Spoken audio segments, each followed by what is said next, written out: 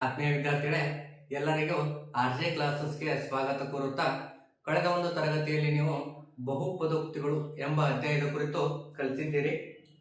ಇವತ್ತಿನ ಒಂದು ವಿಡಿಯೋದಲ್ಲಿ ನಾವು 10ನೇ ತರಗತಿಯಲ್ಲಿ ಬರುವ ಬಹುಪದೋಕ್ತಿಗಳು ಎಂಬ ಅಧ್ಯಾಯದ ಕುರಿತು ಸಂಕ್ಷಿಪ್ತವಾಗಿ ನೋಡೋಣ.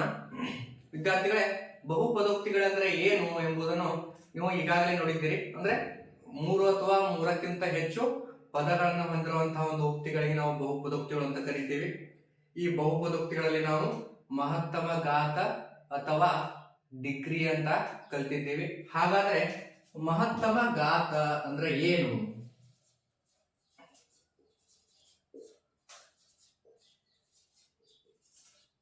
ಮಹತ್ತಮ ಘಾತ ಅಥವಾ ಡಿಗ್ರಿ ಅಂತ ನೋಡ್ತೀವಿ ವಿದ್ಯಾರ್ಥಿಗಳೇ.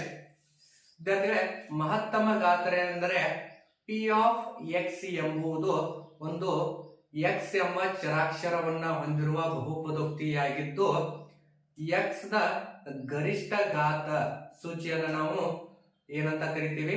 ಮಹತ್ತಮ ಘಾತ ಅಥವಾ ಗರಿಷ್ಠ ಘಾತ ಅಥವಾ ಡಿಗ್ರಿ ಅಂತ ಕರಿತೀವಿ. ಪಿ ಆಫ್ ಎಕ್ಸ್ ಎಂಬ ಒಂದು ಬಹುಪದೋಕ್ತಿ ಆಗಿರುತ್ತದೆ ವಿದ್ಯಾರ್ಥಿಗಳೇ. ಇಲ್ಲಿ ಉದಾಹರಣೆಗೆ 2x + 1 ಎಂಬ ಒಂದು ಬಹುಪದೋಕ್ತಿ ಆಗಿದೆ. ಈ ಬಹುಪದೋಕ್ತಿಯ ಗರಿಷ್ಠ ಘಾತ 1 ಆಗಿದೆ ವಿದ್ಯಾರ್ಥಿಗಳೇ. ಅದರಿಂದ ಇದರ ಒಂದು ಮಹತ್ತಮ ಘಾತವನ್ನು ನಾವು 1 ಅಂತ ಹೇಳ್ತೀವಿ ವಿದ್ಯಾರ್ಥಿಗಳೇ. ಹಾಗಾದ್ರೆ ಈ ಬಹುಪದೋಕ್ತಿಯಲ್ಲಿ ಮಹತ್ತಮ ಘಾತ ಅಥವಾ ಡಿಗ್ರಿಯನ್ನ ಆಧಾರವಾಗಿಟ್ಟುಕೊಂಡು 3 ವಿಧಗಳನ್ನ ನಾವು ನೋಡ್ತೀವಿ. ಅದರಲ್ಲಿ ಮೊದಲನೆಯ ವಿಧ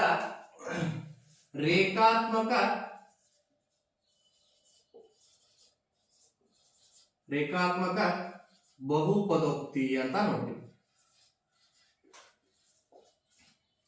ವಿದ್ಯಾರ್ಥಿಗಳ. ರೇಖಾತ್ಮಕ ಬಹುಪದೋಕ್ತಿ ಅಂದ್ರೆ ಏನು? ಡಿಗ್ರಿ 1 ಆಗಿರುವಂತಹ ಬಹುಪದೋಕ್ತಿಗಳನ್ನು ನಾವು ರೇಖಾತ್ಮಕ ಬಹುಪದೋಕ್ತಿ ಅಂತ ನೋಡ್ತೀವಿ ವಿದ್ಯಾರ್ಥಿಗಳೇ. ಡಿಗ್ರಿ 1 ಆಗಿರಬೇಕು. ಉದಾಹರಣೆ P of x is equal to 2x plus 2. ಇನ್ನು ಇಲ್ಲಿ ಗರಿಷ್ಠ ಘಾತ ಎಷ್ಟಿದೆ ವಿದ್ಯಾರ್ಥಿಗಳೇ? 1 ಆಗಿದೆ. P of x is equal to x minus 1 ಆಗಿರಬಹುದು. ಇಂಥವುಗಳಿಗೆ ನಾವು ರೇಖಾತ್ಮಕ ಬಹುಪದೋಕ್ತಿ ಅಂತ ಕರಿತೀವಿ. ಅಂದ್ರೆ ವಿದ್ಯಾರ್ಥಿಗಳಲ್ಲಿ ನಾವು ಆಧಾರವಾಗಿಟ್ಕೊಂಡು ನಾವು ಬಹುಪದೋಕ್ತಿಗಳು ಅಂತ ನೋಡ್ತೇವೆ. ಹಾಗಾದ್ರೆ ಬಹುಪದೋಕ್ತಿಗಳು ಯಾವ ರೂಪದಲ್ಲಿ ಇರುವುದಿಲ್ಲ ಅಂತ ನೋಡಿದಾಗ ನಾವು √x + 1, ಆಮೇಲೆ 1/x² + x + 1 ಆಗಿರಬಹುದು. ಈ ಒಂದು ರೂಪದಲ್ಲಿ ನಾವೇನ್ ನೋಡಂಗಿಲ್ಲ, ಬಹುಪದೋಕ್ತಿಗಳನ್ನ ನೋಡಂಗಿಲ್ಲ. ಅಂದ್ರೆ ಬಹುಪದೋಕ್ತಿಗಳ ಒಂದು ಘಾತ ಋಣ ಪೂರ್ಣಾಂಕವಾಗಿರುವುದಿಲ್ಲ ವಿದ್ಯಾರ್ಥಿಗಳೇ. ಇವಾಗ ಈ ಕಡೆ ನೋಡೋಣ.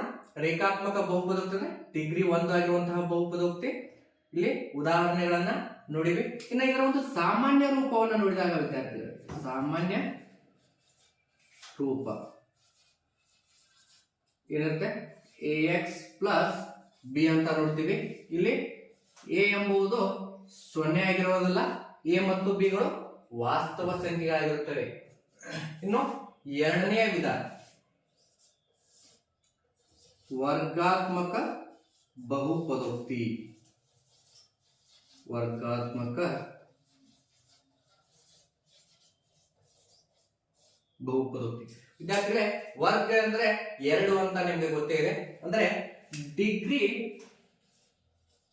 2 ಆಗಿರುವಂತಹ ಬಹುಪದೋಕ್ತಿಗಳನ್ನ ನಾವು ವರ್ಗಾತ್ಮಕ ಬಹುಪದೋಕ್ತಿ ಅಂತ ನೋಡ್ತೀವಿ.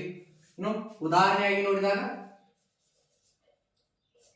P of x is equal to 2x² + 1, ಅಥವಾ P of x is equal to x² + x + 1 ಆಗಿರಬಹುದು. ಇಲ್ಲಿ ಗರಿಷ್ಠ ಘಾತ ಎಷ್ಟಾಗಿದೆ ವಿದ್ಯಾರ್ಥಿಗಳೇ? 2 ಆಗಿದೆ. ಗರಿಷ್ಠ ಘಾತ 2, ಡಿಗ್ರಿ 2 ಆಗಿರ್ತಕ್ಕಂತಹ ಬಹುಪದೋಕ್ತಿಯನ್ನ ವರ್ಗಾತ್ಮಕ ಬಹುಪದೋಕ್ತಿ ಅಂತ ನೋಡ್ತೀವಿ. ಇದರ ಒಂದು ಸಾಮಾನ್ಯ ರೂಪ ಅಂತ ನೋಡಿದಾಗ ವಿದ್ಯಾರ್ಥಿಗಳೇ, ವರ್ಗಾತ್ಮಕ ಬಹುಪದೋಕ್ತಿಯ ಸಾಮಾನ್ಯ ರೂಪ ax² + bx + c ಅಂತ ನೋಡ್ತೀವಿ. ಇಲ್ಲಿ a ಎಂಬುದು 0 ಆಗಿರಂಗಿಲ್ಲ. ಎ ಬಿ ಮತ್ತು ಸಿ ಗಳು ವಾಸ್ತವ ಸಂಖ್ಯೆಗಳಾಗಿರುತ್ತವೆ. ಇನ್ನು ಮೂರನೇ ವಿಧ ಅಂತ ನೋಡಿದಾಗ ವಿದ್ಯಾರ್ಥಿಗಳೇ ಘನಾತ್ಮಕ ಬಹುಪದೋಕ್ತಿ. ಘನಾತ್ಮಕ ಬಹುಪದೋಕ್ತಿ ವಿದ್ಯಾರ್ಥಿಗಳೇ ಘನ ಅಂತಂದ್ರೆ ನಿಮಗೆ ಗೊತ್ತಿದೆ. ಘನ ಅಂದ್ರೆ 3 ಅಂತ ನೋಡ್ತೀವಿ. ಇಲ್ಲಿ degree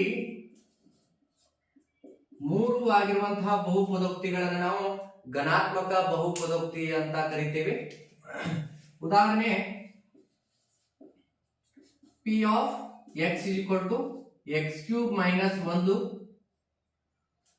P of X is equal to X cube minus 2x plus 1 ಆಗಿರಬಹುದು. ಈ ರೀತಿಯ ಗರಿಷ್ಠ ಘಾತ 3 ಆಗಿರಬೇಕು. ಇಂತಹ ಒಂದು ಬಹುಪದೋಕ್ತಿಗಳಿಗೆ ನಾವು ಘನಾತ್ಮಕ ಬಹುಪದೋಕ್ತಿಗೆ ಉದಾಹರಣೆ ಅಂತ ನೋಡ್ತೀವಿ. ಇನ್ನು ಇದರ ಒಂದು ಸಾಮಾನ್ಯ ರೂಪವನ್ನು ನೋಡಿದಾಗ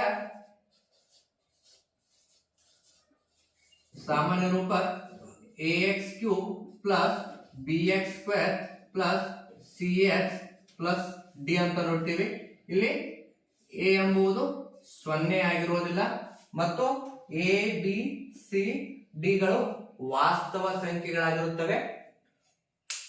ವಿದ್ಯಾರ್ಥಿಗಳೇ ಇದು ಈ ರೀತಿಯಾಗಿ ನಿಮ್ಮ ಬಹುಪದೋಕ್ತಿಗಳಲ್ಲಿ ಈ ರೀತಿ ಒಂದು ಅವುಗಳ 3 ವಿಧಗಳನ್ನ ನೋಡ್ತೀವಿ.